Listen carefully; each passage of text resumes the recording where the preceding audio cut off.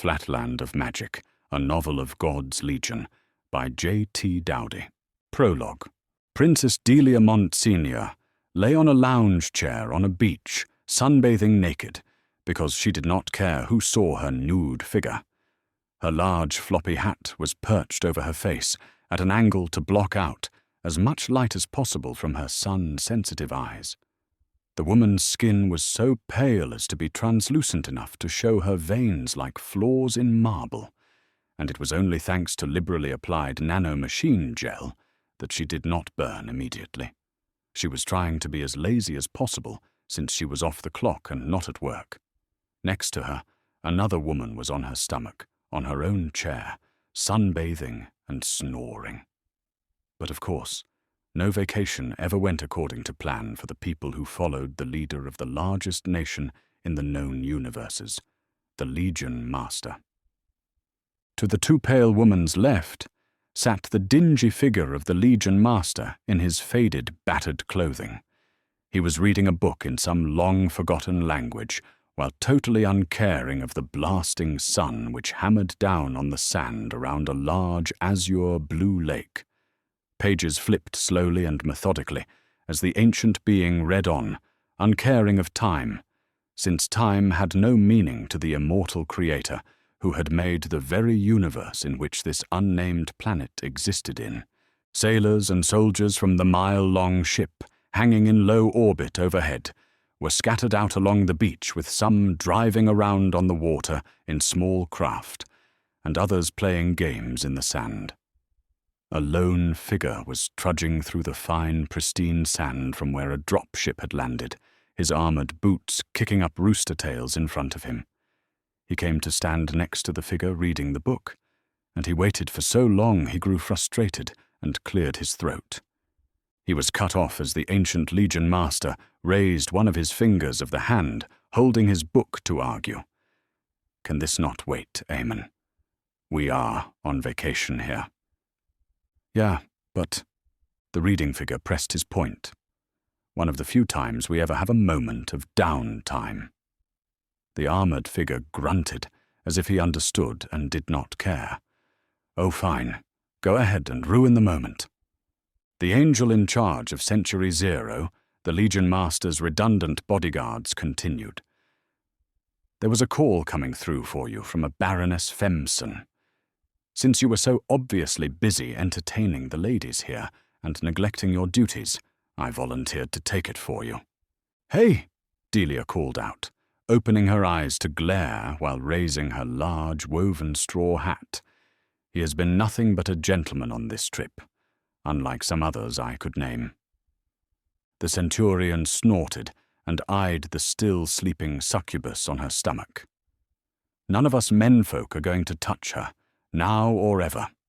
We might be uncultured barbarians by your noble birthright sensibilities, but we have enough brains to value keeping our souls inside of our bodies." The too pale Akaru woman gave the Centurion a hard look. "Someone's testy this morning." The angelic Centurion shrugged. "You would be too if you were about to ruin everyone's fun. Then maybe you should walk them armored legs back in the direction you came from. It's been months since we got a chance to just kick back and relax." "The message, Eamon?" the ancient being, hiding behind the cast-out angel Lucifer's name, asked. Delia was about to enlist the sleeping succubus to enter in the argument, and he really preferred to get back to reading his book about a fantasy kingdom where armored knights rode around with colored pennants fighting mythical beasts, while he never cared for the idea of fantasy magic, since magic in the real sense was just a creator's will enacted through the mantras of prayer. The story was good enough for him to overlook certain things. "Sorry, boss," Eamon said, not meaning it. "Baroness Femson said she was at the Dana Femson auction house, and that she overheard there will be a curious item up for sale tomorrow, a book titled Memoirs of a Fey Queen. The Baroness said she knew you liked rare books, and claimed she had never seen it come up for sale before. and that there were only 3 known to exist. Lucifer closed his book while sitting up straighter to give his full attention, and both the centurion and the soul-stealing Akaru woman shared a look as they realized the book must have been far more important than just a rare curio. "Love?" Delia asked. The gaze the Legion Master directed at his centurion was as focused as a laser beam. "Let me get this straight." He said, "The auction house publicly announced that particular book would be for sale." Yeah. That was what the Baroness said on the call," the centurion replied. "So, what is the scoop on this dusty thing?" "It is just a record of the major events of Creator Mab's life up until the point it was written. The information in the book is not the problem. The problem is how that 3rd copy got put up for sale." "I'm not following you, boss." The ancient creator held up his fingers and ticked them off. "I have 1 copy. Mab has the other. And the 3rd copy is supposed to be in the possession of Baoban Sith. I have no idea who that is. I would be surprised if you did. She was around way before your time." Eamon's head rocked back in genuine shock, and there was not much in the known universes which could elicit such a reaction from him. The Legion Master was referring to the time before the Centurion came to be with the Legion. Many times, many universes worth of time. The angel let out a long whistle and said, "Damn, this person must be an elder creator then?" Lucifer shook his head. "No, but the universe she lives in is almost entirely made up of beings of spirit. Well, that's not really correct. It is a universe of immortals that have, let us say, more physical traits than what you angels share with mortals. Mab did her own thing, which went against the common sense I tried to talk into her when she was making her verse." The ever-practical male centurion shrugged and remarked, "And this matters? Why?" "Because, after we acquire the book and go to Mab's verse, you will be in for quite the shock. It can't be any weirder than the centaurs and elementals of your sister." He meant Creator Gaia's universe in the 3rd dimension. Gaia had made the bipedal form common to all universes, then tossed in elementals, minotaurs, centaurs, and other strange forms of intelligent tool using life. Not to mention the rest of the people like the sleeping succubus, who was oblivious to the conversation going on right next to her. "Well, no," the ancient being was forced to agree. "Good point. Gaia has her people believe in magic, which is really just her will interacting with the material universe. Mab also has magic, but this is the individual's will which brings it forth, because, as I said, she made her own stupid rules which go against all common sense. She at least was smart enough to put rules on the magic, such as stopping dumb things from happening, like someone wanting to blow up a planet. Mab allows people to try such dumb things. And then, if what the user is trying to do goes against her strict set of rules which governs her verse, the will of the user turns inward, back onto the caster, for lack of a better term. The results can be rather spectacular and drive the point home to not do such things in the future." The centurion became curious. "What sort of rules are we talking about here?" "Basically things that limit the amount of damage any one person can do.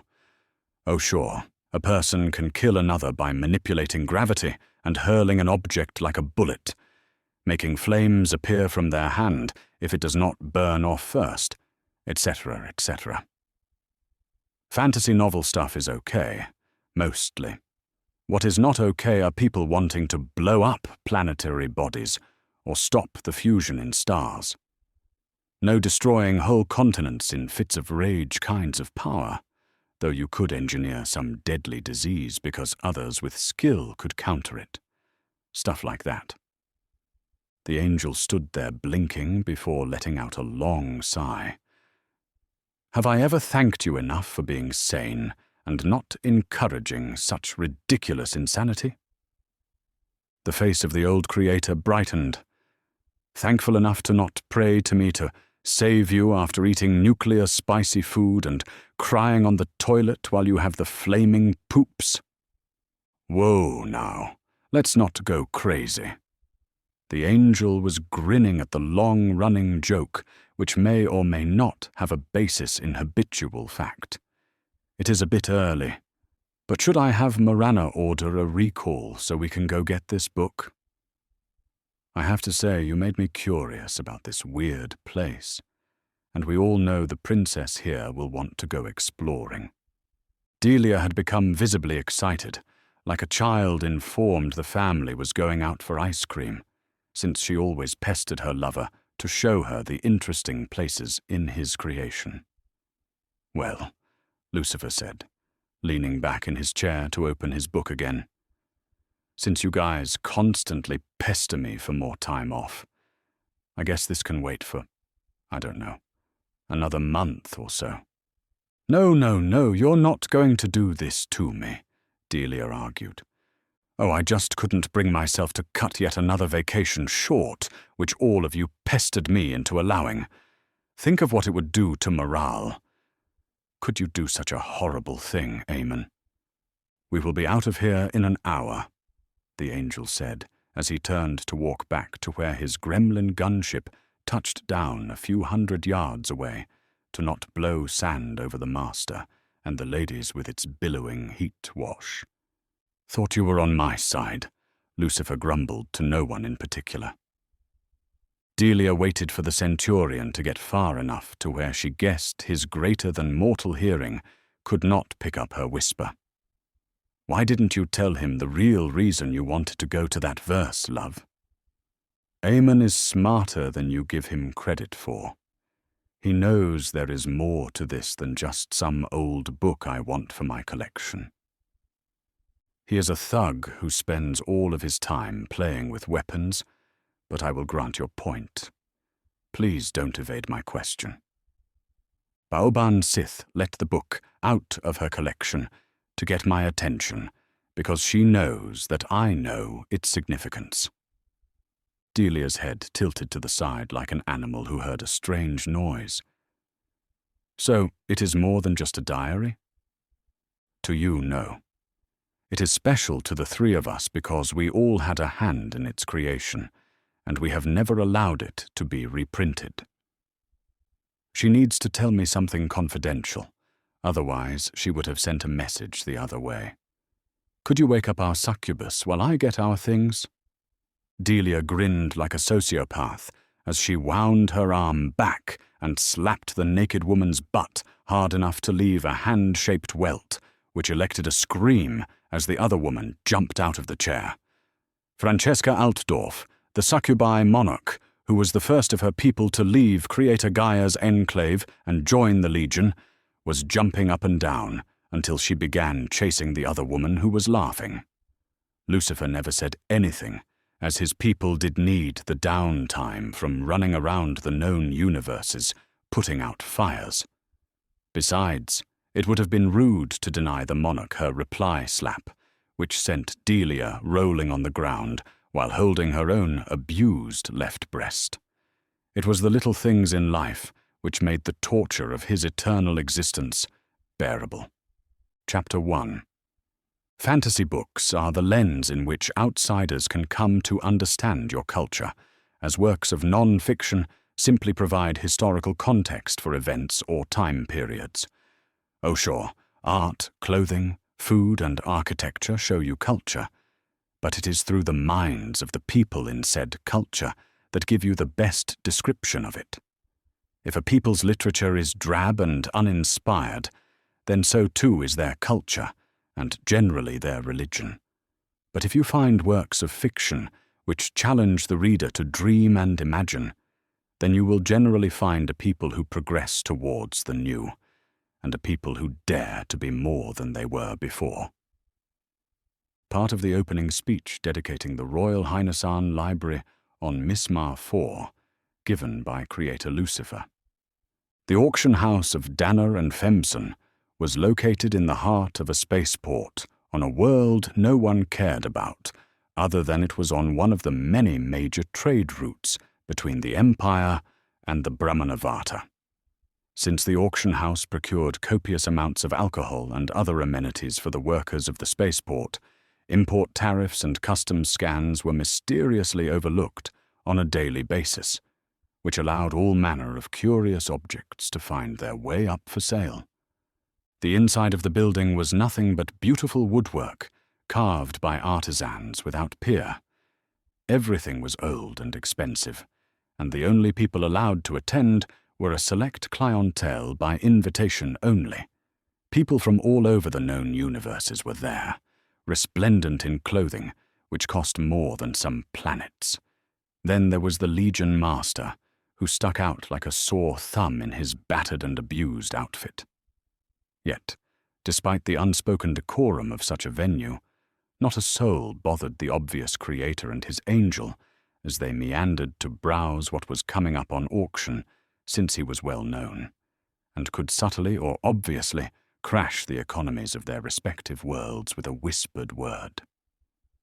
Delia and Francesca had run off to explore what was for auction and see if they wanted to place bids, leaving Armin to babysit the Legion Master and make sure he did not get into trouble.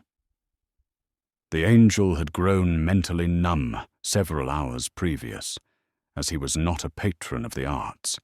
His charge was notoriously lethargic when it came to doing anything not involving combat.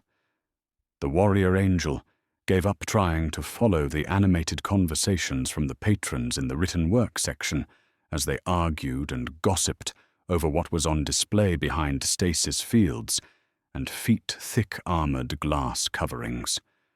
Eamon could not care less about books and collections of poetry, as those were things for weak-minded people who were unfit to shoot or wield a blade, the Legion Master begrudgingly excluded, of course. Despite his disdain of written words, there was a book which had a particularly well-done cover, and he leaned towards a case with his hands behind his back as he read the hollow inscription floating above it, Isabella's Thorns. "I really wouldn't read that if I were you," Lucifer whispered, seeming to materialize out of nowhere to stand by his centurion's shoulder. "The cover art is amazing," the angel questioned. It was a woman wearing ancient embellished metal plate armor, wielding a whip of thorns held above her head, which spiraled around her figure. Whoever had hand-drawn and painted it made it look indistinguishable from a living person. It was so lifelike, it looked to be a hollow image. Lucifer snorted. "It's your funeral because Delia would love it." "Holy crap, it's cursed then," came the immortal's reply, a little too loudly to draw attention from the crowd of prim and proper mortals who grimaced at the profanity. Despite being the lover to a creator and the princess of her nation, Delia Monsignor was far from a proper noble lady. She could dress up and mingle with the most regal of guests at a white tie event, yet her time spent running a gang of pirates after she ran away from home had permanently corrupted her. Hence, even here, she wore the royal purple colonial jacket of a Legion dress uniform unbuttoned, and without any shirt to hide her too pale skin and shapely upper body. "Boss," Eamon continued in a more subdued tone, "they are selling something like that here? I thought this was a classy place." Well," the Legion Master chuckled. "Considering they are selling slaves and planet-killing weapons next to priceless works of art? Yeah, they would sell something like that here. That book is more like a signed first edition of Bondage, which borders on torture. But hey, it has 4.8 out of 5 stars according to the net. Don't let Delia see it, or she will make me buy it for her." Eamon backed away from the obviously evil book as if it were going to jump out of the armored case and do something horrible to him. If the princess would like it, then his eyes would more than likely explode if he looked at the words contained inside of the amazing artwork cover. A loud woman's voice pierced the immediate vicinity to draw yet more looks from the patrons. "Darling, it has been far too long since we have seen you." The voice belonged to an elderly woman who had let herself go because she no longer cared anymore. She wore a pearl-colored dress and matching tall gloves, which did not complement her makeup and short, permed hair. Her burgundy lipstick and nail polished caused her skin to look sallow and unhealthy. "Margaret," the Legion Master replied, throwing his arms wide as the fat woman was going to ignore decorum and hug him bodily anyway, because she always did. Aemon noticed the fat woman more than publicly grabbed the towering immortal's butt, which drew questioning looks from those who did not know the pair had history. When the woman withdrew, the Legion Master held out his hand to his centurion. "Allow me to introduce my centurion, the angel Aemon. Son, this is the Baroness Margaret Femson, one of the proprietors of the finest auction house in this universe."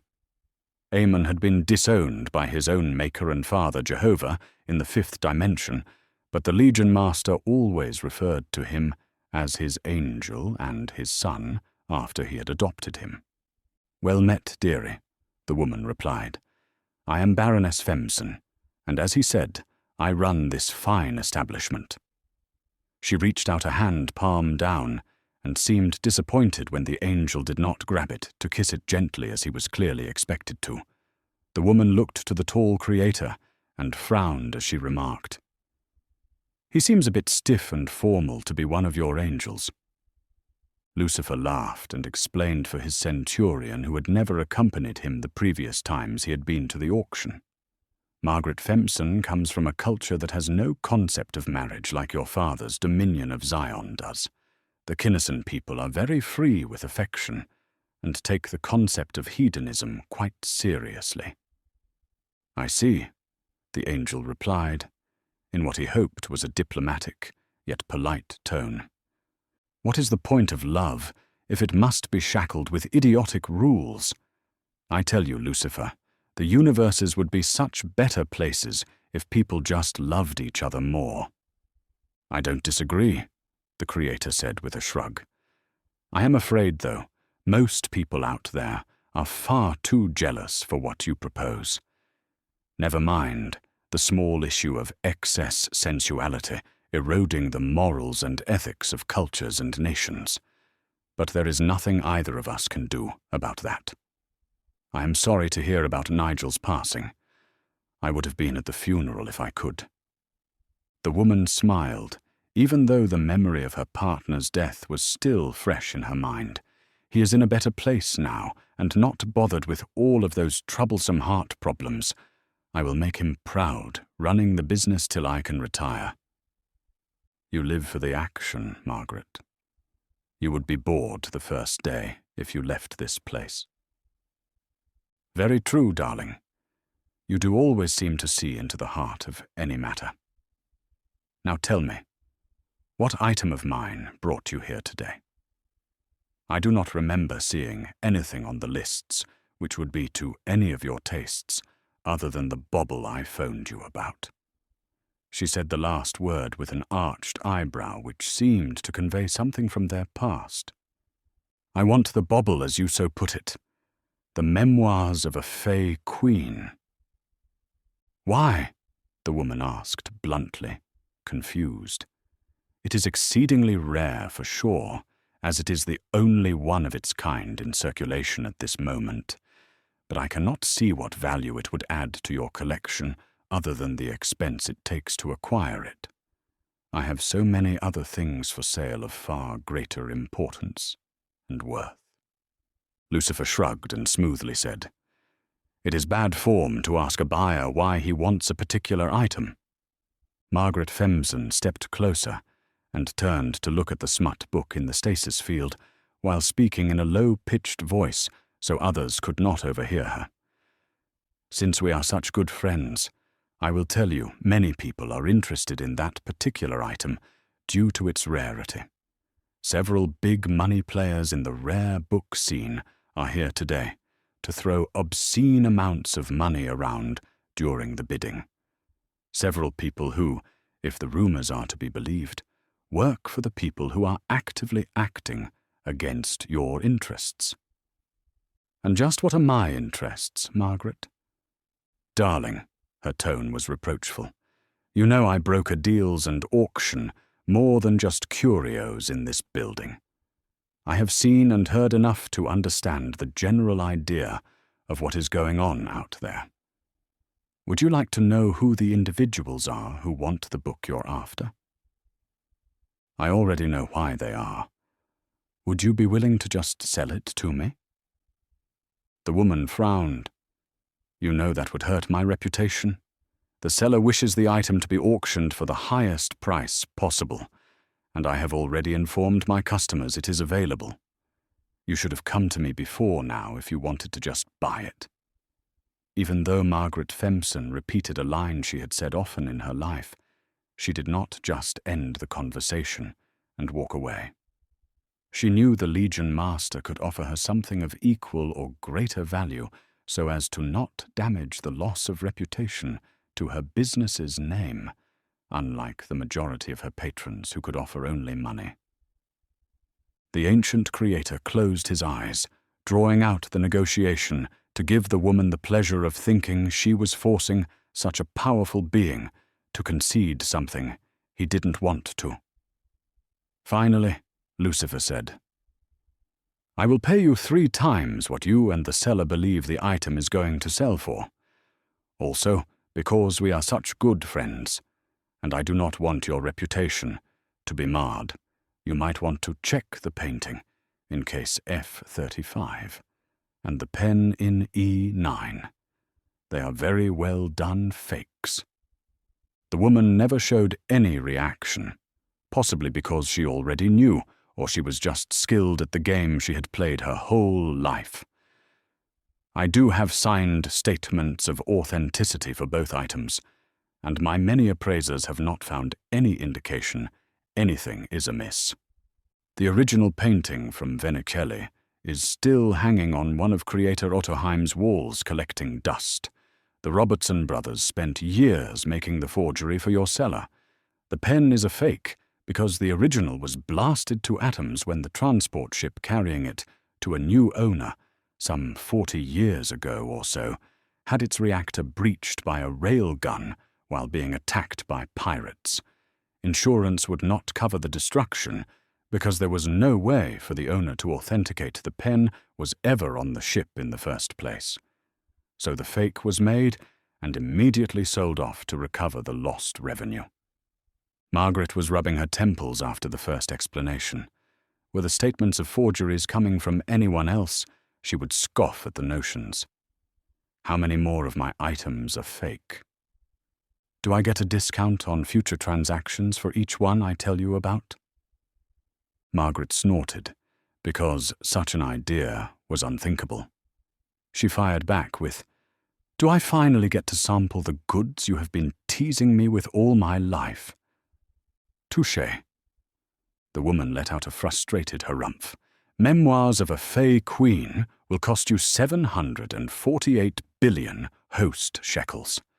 Times that by 3, like we agreed, and it is yours. Gods, Lucifer groaned, placing his hand on the glass case to steady himself. The woman looked a creator who could make new universes in the eye, and did not flinch as she adamantly mentioned. There are only 3 in print anyone knows about. If you do not like the price, then offer me something better. Even Odin gives discounts for repeat customers. But I am not Creator Odin, darling. A smile crossed the ancient being's lips as he nodded. No, you are not. A hollow terminal opened in front of him as he typed in the requested amount. Margaret confirmed the transaction by waving her banking implant of her left hand near the holographic text. You could buy a whole carrier battle group for this kind of money. I like to diversify my portfolio when I can, darling. You just never know when you need to step on something hard. Wait here. I will go get your merchandise and have my people circulate the story you are allowed to purchase the book because you pointed out and verified fake items.